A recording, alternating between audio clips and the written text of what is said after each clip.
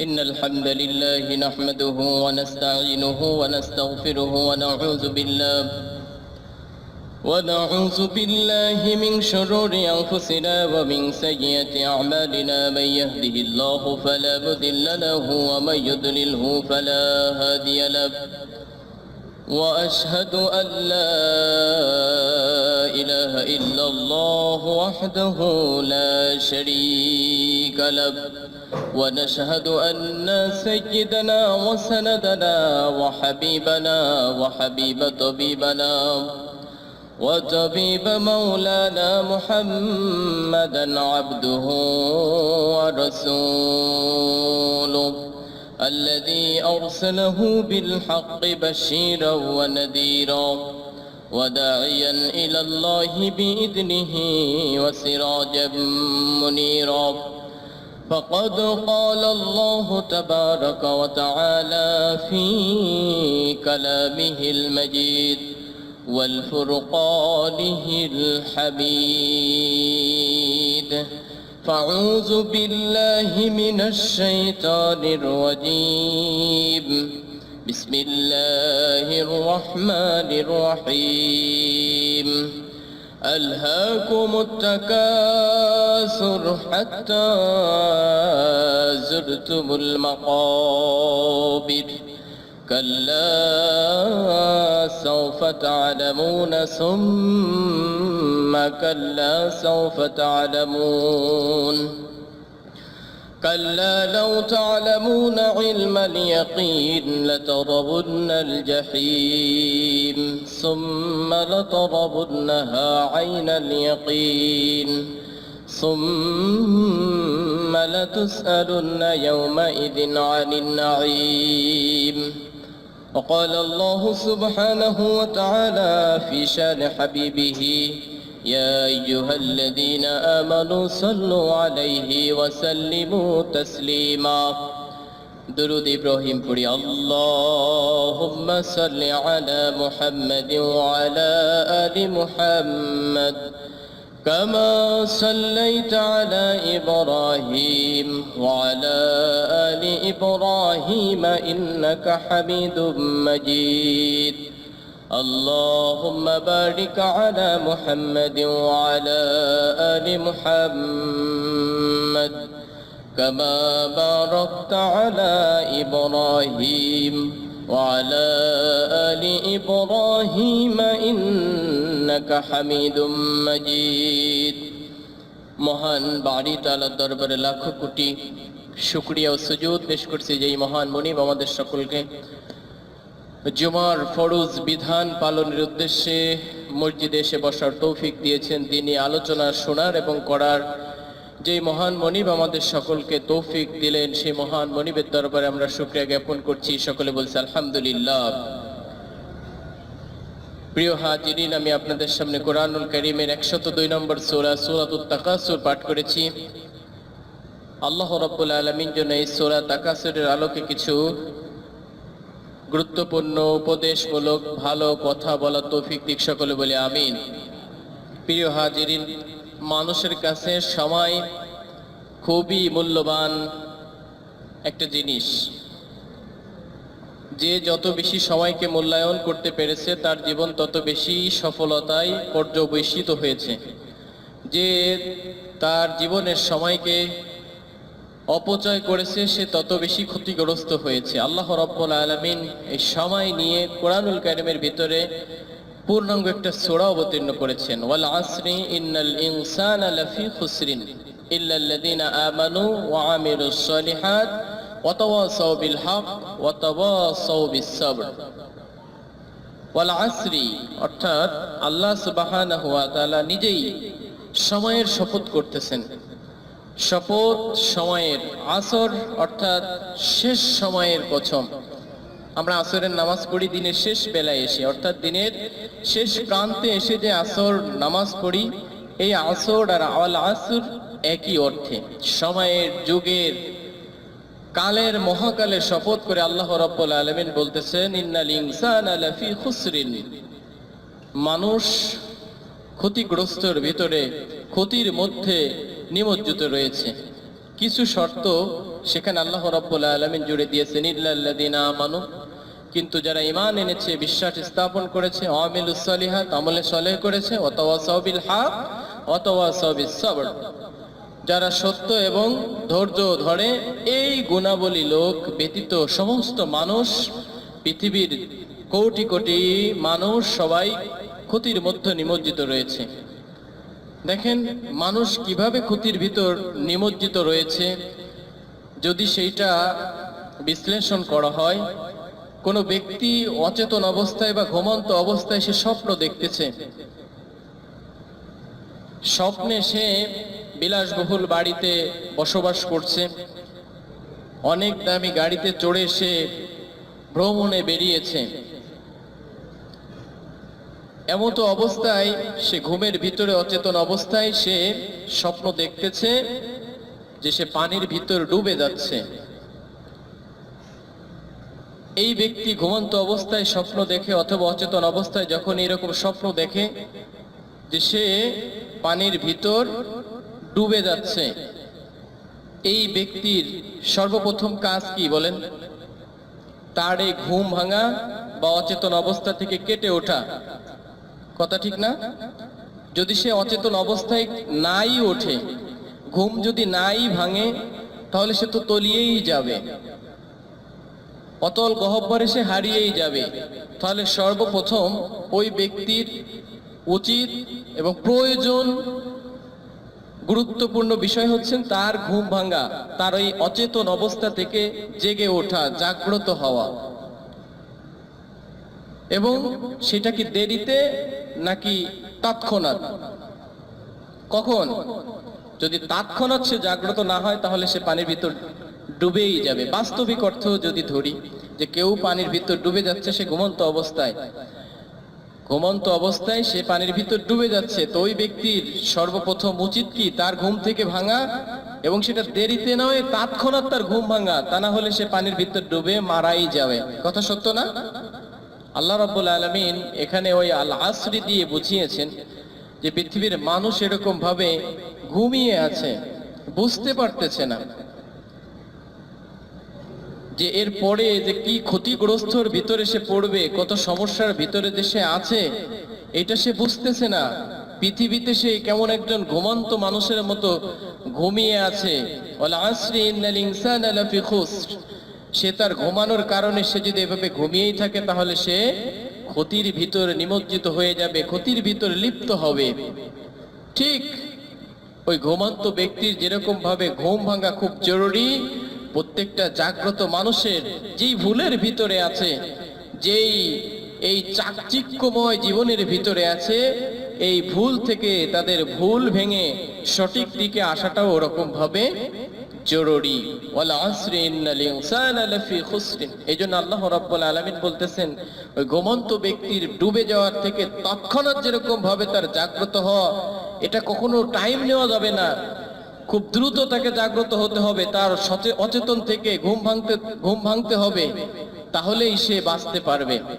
ঠিক দেখা গেল যে সেই ব্যক্তি ঘুম ভেঙেছে, খুব কষ্ট করে দ্রুত অবস্থায় যতদূর ডুবেছিল ওখান থেকে সে পানির ভিতর থেকে উপরে ভেসে ওঠার চেষ্টা করেছে, মাথাও পানির উপরে উঠে এসেছে। এমতো অবস্থায় দেখে ওই পানির ভিতর থেকে কেউ তাকে টানতেছে।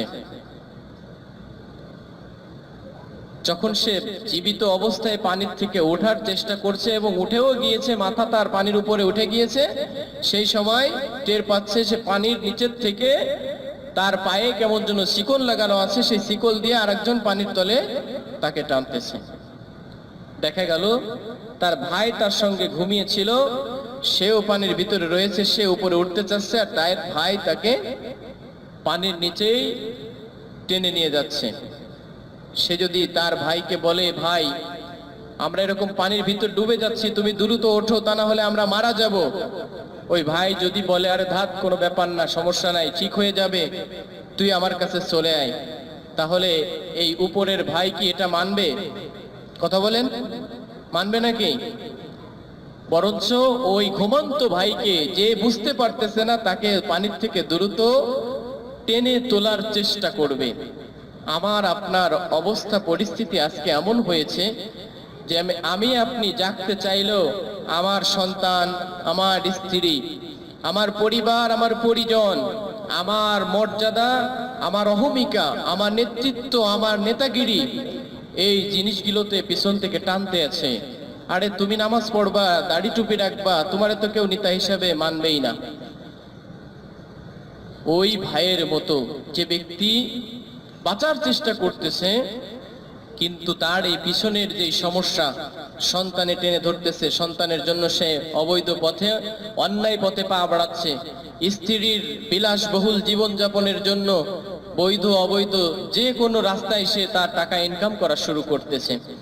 ভালো বাড়ি করা লাগবে, ভালো খাওয়া লাগবে, এই জিনিসগুলো করার জন্য সে তার পিছনের ভাইয়ের মতো পিছন থেকে টান পড়তেছে, আর সে আখিরাতমুখী থেকে বিমুখ হয়ে দুনিয়ামুখী হয়ে যাচ্ছে। কথা সত্য না? ওয়াল আসরি, আল্লাহ রাব্বুল আলামিন এর জন্য বলতেছেন ওয়াল আসরি ইন্নাল ইনসানা লাফি খুসরিন, সময়ের কসম যে সমস্ত মানুষ ক্ষতির মধ্যে নিমজ্জিত রয়েছে। সুতরাং এই ক্ষতি থেকে যদি জাগ্রত না হয় তাহলে মানুষ আরো বেশি ক্ষতির ভিতর পড়ে যাবে। কিন্তু আল্লাহ রাব্বুল আলামিন এখানে চমৎকার একটা মেসেজ দিয়েছেন, সেই সমস্ত ব্যক্তিরা ক্ষতিগ্রস্ত নয়, ইল্লাল্লাযীনা আমানু ওয়া আমিলুস সালিহাত, যারা সঠিকভাবে আল্লাহর উপরে বিশ্বাস স্থাপন করেছে, বিশ্বাস স্থাপন করার সাথে সাথে আমলে সালেহ করেছে এবং আমলে সালেহের ভিতরে তারা নিমজ্জিত হয়েছে। তাহলে সঠিকভাবে আল্লাহর উপরে বিশ্বাস স্থাপন করা তখন বুঝে আসবে যে আসলে আমি আল্লাহর উপরে 100% বিশ্বাস স্থাপন করি, তখন বাস্তবায়ন হবে। তখন আমি আপনি বুঝতে পারবো যখন বিশ্বাসটা হওয়ার সাথে সাথে আমি নামাজ পড়বো, আমি রোজা রাখবো, আমি হজ করব, আমি যাকাত দিব, যত ইসলামিক কর্মকাণ্ড আছে সেখান থেকে আমি পৃথক থাকবো, ইসলামিক কর্মকাণ্ডের দিকে আমি অগ্রগামী হব। যখন আমি এটা হতে পারবো, যখন আমি এইটা করতে পারবো, তখন বুঝতে পারবো যে না, আসলেই আমি আল্লাহর উপরে সঠিকভাবে বিশ্বাস স্থাপন করেছি। এজন্য আল্লাহ রাব্বুল আলামিন আয়াতের সঙ্গে মিলাই বলেছেন ইল্লাল্লাযীনা আমানু ওয়া আমিলুস সালিহাত, কিন্তু যারা ঈমান এনেছে, বিশ্বাস স্থাপন করেছে এবং আমলে সালেহ করেছে, একটার সঙ্গে আর একটা ওতপ্রোতভাবে জড়িত, সম্পর্ক অনেক গভীর। সুতরাং আপনি যদি খাঁটি ঈমান আনেন, খাঁটি বিশ্বাস স্থাপন করতে পারেন, তাহলে আপনার জন্য নামাজ পড়া, ফজরের আজান হলে ঘুমিয়ে থাকা এটা সম্ভব নয়। ফজরের আজান হলে আপনার ঘুম ভেঙে যাবে, আপনি নামাজ পড়তে আসবেন, আপনার ভিতরে এটাই ভালো লাগবে যদি আপনি 100% ইমানদার হয়ে থাকেন, আল্লাহর প্রতি বিশ্বাস স্থাপন করে থাকেন। আর এটা করা সহজ কাজ না। 100% আল্লাহ রাব্বুল আলামিনের উপরে বিশ্বাস স্থাপন করা, সাথে সাথে আমলে সালেহগুলো করা, এটা সহজতম কোনো কাজ নয়।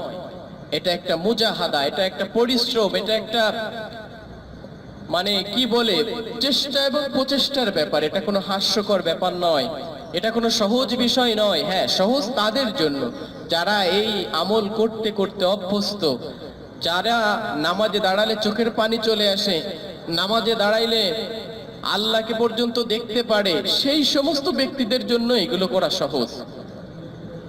আমিলুস সালিহাত, এজন্য আল্লাহ রাব্বুল আলামিন এর পরের আয়াতে বলতেছেন ওয়াতাওয়াসাউ বিল হাক্কি ওয়াতাওয়াসাউ বিস সবর, এই আমলে সালেহগুলো করা, সত্য পথে অবিচল থাকা, এটা একটা ধৈর্যের ব্যাপার, অনেক বড় ধৈর্যের ব্যাপার। যেই ব্যক্তি ধৈর্যের পরিচয় দিয়ে এই কাজগুলো করতে পারবে, সেই ব্যক্তি সফল হবে। আল্লাহ রাব্বুল আলামিন আমাদেরকে এই চারটা গুণাবলী অর্জন করার তৌফিক দিক, সকলে বলি আমিন। প্রিয় উপস্থিতি, এইগুলো যদি আমরা না করতে পারি, এর যে পরে আমি আয়াত তেলাওয়াত করেছিলাম আলহাকুমুত তাকাসুর, প্রাচুর্যের প্রতিযোগিতা মানুষদেরকে, তোমাদেরকে আচ্ছন্ন করে রেখেছে। আজকে আমাদের ধন সম্পদের মোহ, ভালো জমি কিনবো, ভালো বাড়ি করব, সুন্দরী স্ত্রী থাকবে, সমাজের আমার কর্তৃত্বে চলবে, এইগুলো আমাদের প্রত্যেকের ভিতরে চাহিদা, প্রত্যেকের ভিতরে এইটাই কামনা বাসনা। আল্লাহ রাব্বুল আলামিন বলতেছেন আলহাকুমুত তাকাসুর, প্রাচুর্যের প্রতিযোগিতা তোমাদেরকে মোহাচ্ছন্ন করে রেখেছে। এমন কি প্রত্যেকটা মানুষ এইগুলোর প্রতি মোহ ততক্ষণ পর্যন্ত থাকে হাত্তা জুরতুমুল মাকাবির, এমনকি সে কবর পর্যন্ত এই পরিস্থিতিটি পৌঁছায় যায়। কথা কত বাস্তব যে একজন মুরব্বী যখন যৌবনকাল থাকে, যুবক অবস্থায় থাকে, সেই ব্যক্তি তার সম্পদের প্রতি, সেই ব্যক্তি তার টাকা পয়সার প্রতি অত বেশি মায়া লাগে না, ইচ্ছা মতো খরচ করে, বন্ধু বান্ধব নিয়ে আড্ডা মারে, প্রয়োজন মতো খরচ করে। কিন্তু ওই ব্যক্তির যত বয়স বাড়তে থাকে তার সম্পদ খরচের হাত তত বেশি সংকুচিত হতে থাকে। তার মানে কি, এই সম্পদের প্রতি তার মোহ আরো বেড়ে যায়, ভালোবাসা বেড়ে যায়, সেই খরচ করতে চায় না। যত মুরব্বী হয় তত সম্পদ কিনতে চায় আর একটু খরচ করতে চায় না। কথা সত্য না? কথা বলেন। আল্লাহকুমুত তাকাসুর, আল্লাহ রাব্বুল আলামিন এজন্য বলেছেন প্রাচুর্যের প্রতিযোগিতা মানুষদেরকে মোহচ্ছন্ন করে রেখেছে, হাত্তা জুরতুমুল মাকাবির, এমনকি এই প্রত্যেকটা মানুষ কবর পর্যন্ত এরকম সম্পদের প্রতি, দুনিয়ার প্রতি ভালোবাসা মহব্বত নিয়ে কবর পর্যন্ত পৌঁছে যায়। কাল্লা সাউফা তা'লামুন, ধমকের স্বরে আল্লাহ রাব্বুল আলামিন বলতেছেন কখনো কখনো এটা ভালো কাজ নয়, ইহা সঙ্গত নয়, এটা খুবই গর্হিত কাজ। সাউফা তা'লামুন, আর এটা কেন গর্হিত কাজ সেটা পৃথিবীতে যদি তুমি টের না পাও, কবরে আসো, খুব অচিরেই তুমি জানতে পারবে। সাউফা তা'লামুন, খুবই অচিরেই, খুবই নিকটেই তুমি জানতে পারবে যে এই যে সম্পদের প্রতি ভালোবাসা, দুনিয়ার প্রতি মায়া মহব্বত, আখিরাতের থেকে বিমুখতা, কিয়ামতের ভয়াবহতা থেকে বিমুখতা, এটা যে কত অসঙ্গত কাজ, কত গর্হিত কাজ, সেটা তুমি অচিরেই জানতে পারবে। সুম্মা কাল্লা সাউফা তা'লামুন, আল্লাহ রাব্বুল আলামিন আবারও বলতেছেন অচিরেই, আবারও সুম্মা কাল্লা সাউফা তা'লামুন, আবারও বলি ইহা কোনো সঙ্গত কাজ নয়। কাল্লা লাউ তা'লামুনা ইলমাল ইয়াকিন, সাবধান হও, লাউ তা'লামুনা, তোমাদের নিশ্চিত জ্ঞান থাকিলে অবশ্যই তোমরা এই যে সম্পদের প্রতি মহচ্ছন্ন ভালোবাসা, মায়া মহব্বত, এটা তোমাদের হতো না। লাতারাবুন্নাল জাহিম, তোমরা তো জাহান্নাম দেখবেই। জাহান্নাম যখন দেখবেন, আমি আপনি যখন জাহান্নাম দেখব, এই জাহান্নাম থেকে বাঁচার কোনো উপায় থাকবে?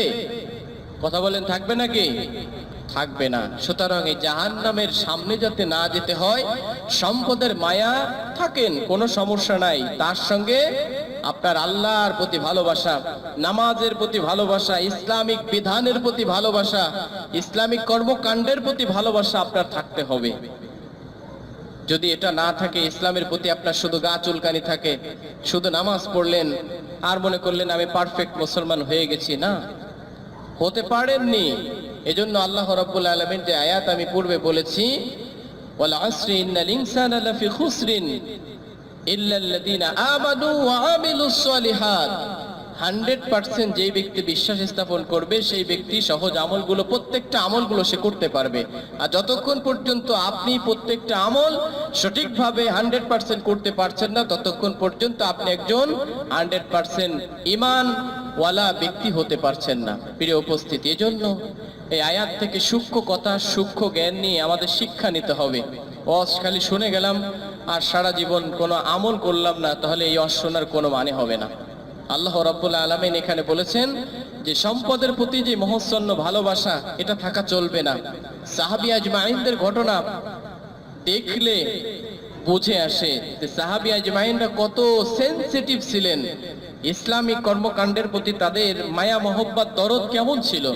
সাহাবা রাদিয়াল্লাহু তাআলা আনহু নামের একজন সাহাবী হুজুর আকরাম সাল্লাল্লাহু আলাইহি ওয়াসাল্লামের খেদমতে থাকতেন, তিনার বার্তাবাহক হিসেবে তিনি ছিলেন। তাবুকের যুদ্ধে যখন সমস্ত সাহাবী আজমাইন চলে গিয়েছেন, তখন একদিনই সাহাবীর বাড়ির গোসলখানার এক স্ত্রী লোকের গোসলের দিকেই সাহাবা রাদিয়াল্লাহু তাআলা আনহুর নজর পড়েছে, দৃষ্টিপাত হয়ে গিয়েছে, ইচ্ছাকৃত নয়, অনিচ্ছাকৃত। যখন এরকম একজন মহিলা গোসল করতেছে, তার দিকে তার দৃষ্টিপাত পড়েছে, তার নজর গিয়েছে, সে এত বেশি লজ্জিত হয়েছে, এত বেশি কষ্ট পেয়েছে, সে নিজেকে নিজেই মুনাফিক হিসেবে স্বীকৃতি দিয়ে ফেলেছে। এমনকি সে আল্লাহ রাসূল সাল্লাল্লাহু আলাইহি ওয়াসাল্লাম যখন তাবুক যুদ্ধ থেকে ফিরে এসেছেন, এই তাবুক যুদ্ধ থেকে ফিরে আসার পরে তিনি আল্লাহ রাসূল থেকে দূরে চলে গিয়েছেন, পালিয়ে গিয়েছেন, যে আমার যে এই গুনাহ হয়ে গেল, এই গুনার বার্তা, এই গুনার খবর আল্লাহ রাসূলকে না জানিয়ে আল্লাহ রাব্বুল আলামিন জানায় দেয়। তিনার অনিচ্ছাকৃত সত্ত্বেও এরকম একটা কাজ যখন সাহাবীর থেকে হয়ে গিয়েছে, সেই সাহাবী আল্লাহ রসুল থেকে লজ্জার কারণে পালিয়ে গিয়েছে। অনেক জায়গায় খোঁজাখুঁজির পরে যখন সাহাবা রাদিয়াল্লাহু তাআলা আনহুকে পাওয়া যায়নি, রাসূল আকরাম সাল্লাল্লাহু আলাইহি ওয়াসাল্লাম তেনাকে খুঁজতে পাঠিয়েছেন। সালমান ফারসি রাদিয়াল্লাহু তাআলা আনহু, আবু বকর রাদিয়াল্লাহু তাআলা আনহু, ওমর ফারুক রাদিয়াল্লাহু তাআলা আনহু, আলী রাদিয়াল্লাহু তাআলা আনহু, এরকম সাহাবী আজমাইন তিনাকে খোঁজার জন্য যখন মজলিসে দাঁড়িয়ে গিয়েছেন, আল্লাহ রসুল বললেন, সালমান এবং আলী যাও, ওমর এবং আবু বকর তোমরা দুজন বসে যাও। সালমান ফারসি রাদিয়াল্লাহু তাআলা আনহু এবং আলী রাদিয়াল্লাহু তাআলা আনহু তন্ন তন্ন করে খুঁজতেছেন। হঠাৎ করে পাহাড়ের পাদদেশে যে রাখালদের কাছে জিজ্ঞাসা করেছে, এরকম এক যুবক ব্যক্তিকে তোমরা কি দেখতে পেয়েছো? তারা বলেছে, হ্যাঁ, এরকম অনেকদিন যাবৎ সে সন্ধ্যার পরে এখানে নামাজের শেষে কান্নাকাটি করতে থাকে, তাকে হালকা দেখা যায়। আপনারা ওয়েট করেন, মাগরিবের পরে তাকে আপনি এখানে দেখতে পাবেন। তারা ঠিকই তাদের কথা মতো ওখানে অপেক্ষা করার পরে দেখে যে সাহাবা রাদিয়াল্লাহু তাআলা আনহু মাগরিবের নামাজের পরে কান্নাকাটি শুরু করেছেন এবং তিনি একাধারে পুরা রাত এভাবেই কান্নাকাটি করে সারা রাত কাটিয়ে দিয়েছেন। আল্লাহ রাব্বুল আলামিনের কাছে তার এই ছোট্ট একটা গুনার কারণে এত বেশি লজ্জিত হয়েছেন, আল্লাহর কাছে এত বেশি তওবা করেছেন। এই পরিস্থিতি যখন দেখেছেন, তখন আলী রাদিয়াল্লাহু তাআলা আনহু এবং সালমান ফারসি রাদিয়াল্লাহু তাআলা আনহু তাকে ধরেছেন যে চলো, আল্লাহ রাসূল তোমাকে ডেকেছেন। সাহাবা রাদিয়াল্লাহু তাআলা আনহু বলতেছেন, আমার ব্যাপারে কি কোনো আয়াত নাজিল হয়েছে? আমি কি মুনাফিকি হয়ে গিয়েছি? এরকম কিছু হয়েছে কিনা? সাহাবী আজমাইন দুজন বললেন, না, আমরা জানি না, তুমি চলো। তাকে যখন নিয়ে আসা হলো, মাগরিবের পরবর্তী দিন যখন মাগরিবের নামাজের সময় উপস্থিত হয়েছে, আল্লাহ রাসূল সাল্লাল্লাহু আলাইহি ওয়াসাল্লাম এই আলহাকুমুত তাকাসুর এই আয়াত তেলাওয়াত করতেছিলেন। এই তিন সাহাবী পিছনের কাতারে নামাজের জন্য দাঁড়িয়েছেন। আল্লাহ রাসূল সাল্লাল্লাহু আলাইহি ওয়াসাল্লাম যখন হাত্তা যুরতুমুল মাকাবির এই আয়াত তেলাওয়াত করেছেন, সাথে সাথে সেখানেই তিনি বেহুশ হয়ে গিয়েছেন এবং সেখানেই তিনি মৃত্যুবরণ করেছেন। অর্থাৎ মানুষকে তাদের ধন সম্পদ, স্ত্রী, সন্তান মহৎসন্ন করে রেখেছে, এমনকি তারা কবর পর্যন্ত পৌঁছে গিয়েছে। হাত্তা যুরতুমুল মাকাবির এই আয়াত যখন আল্লাহ রাসূল তেলাওয়াত করছিলেন নামাজের ভিতরে, সাথে সাথেই সেখানে সে মৃত্যুবরণ করেছেন। নামাজ শেষে সালমান ফারসি রাদিয়াল্লাহু তাআলা আনহুকে আল্লাহ রাসূল সাল্লাল্লাহু আলাইহি ওয়াসাল্লাম বললেন, তার মাথায় পানি ঢালো। তার মুখের কাছে যখন শ্বাস হাত দিয়ে দেখলো যে শ্বাস প্রশ্বাস আর বলছে না, আল্লাহ রসুলকে বললে, ইয়া রাসূলুল্লাহ, পানি ঢালার আর প্রয়োজন নেই। সেই দুনিয়ার মায়া ত্যাগ করে আখিরাতের দিকে তিনি পাড়ি জমিয়েছেন। বলেন সুবহানাল্লাহ।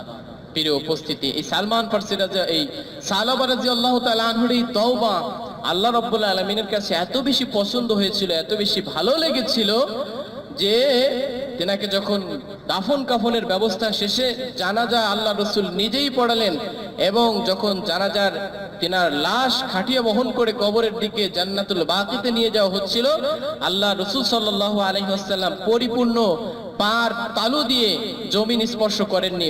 এই বুড়ো নখের উপরে এরকম ভাবে টিপে টিপে তিনি কবরের দিকে যাচ্ছিলেন। দাফন শেষে সাহাবী আজমাইন জিজ্ঞাসা করলো, ইয়া রাসূলুল্লাহ, আপনি কেন এরকম ভাবে পরিপূর্ণভাবে পা না দিয়ে শুধু এরকম আঙ্গুলের উপরে হেঁটে হেঁটে যাচ্ছিলেন, কারণটা কি? রাসূল আকরাম সাল্লাল্লাহু আলাইহি ওয়াসাল্লাম বললেন যে সাহাবা রাদিয়াল্লাহু তাআলা আনহুর তওবা আল্লাহ রাব্বুল আলামিনের দরবারে এত বেশি কবুল হয়েছে, তার সম্মানে এত বেশি ফেরেশতা আসমান থেকে জমিনে নাজিল হয়েছে যে পুরা মদিনা পর্যন্ত ভরপুর হয়ে গেছে। বলেন সুবহানাল্লাহ। প্রিয় উপস্থিতি, এজন্য আমার আপনার গুনাহ হতেই পারে, গুনাহ থেকে তওবা করতে হবে খালিস দিলে। যেই গুনাহটা আমি করতেছি, গুনার উপরে 100% আপনি লজ্জিত হবেন যে আল্লাহ, আমি গুনাহ করে ফেলেছি। এর উপরে যত সম্ভব লজ্জিত হওয়া যায় যে আমার দ্বারা এটা হওয়া সম্ভব ছিল না, এরকম ভাবে লজ্জিত হওয়া, আল্লাহর কাছে আফসোস করা। 2 নম্বরে হচ্ছেন এই গুনার উপরে আপনার ওয়াটল থাকা, যেই গুনাহটা আপনি করতেছেন এই গুনাহ জীবনেও করবেন না, আল্লাহর কাছে এরকম ভাবে ওয়াদাবদ্ধ হওয়া। আপনি নামাজ পড়তেন না, নামাজ পড়া শুরু করবেন তো আর ছাড়বেন না, এই ব্যাপারে আপনি তওবা করবেন। এবং সুদ খাইতেন, সুদ আর খাবেন না, ঘুষ নিতেন, ঘুষ আর নিবেন না। এইরকম ভাবে যদি আল্লাহর কাছে তওবা করেন, আল্লাহ রাব্বুল আলামিন ওই তওবার সাথে সাথে কবুল করে নেন। বলেন সুবহানাল্লাহ। ইয়া আইয়ুহাল্লাযীনা আমানু তুবু ইলাল্লাহি তাওবাতান নাসুহা। এই খাঁটি তওবা যদি আমি আপনি করতে পারি, সাহাবা রাদিয়াল্লাহু তাআলা আনহুর মতো সম্মান মর্যাদা আমার আপনার জন্য রয়েছে। এটা আল্লাহর রাসূল নিজেই ঘোষণা করেছেন। প্রিয় উপস্থিতি, তাহলে আমাদের উচিত হবে আমরা যদি গুনাহ করে ফেলি সেই গুনাহ থেকে এরকম কাটিয়ে দিলে তওবা করে আল্লাহর দিকে ফিরে আসা। আল্লাহ রাব্বুল আলামিন আমাদের সকলকে এই আলোচনার উপর আমল করার তৌফিক দিক, সকলে বলি আমিন।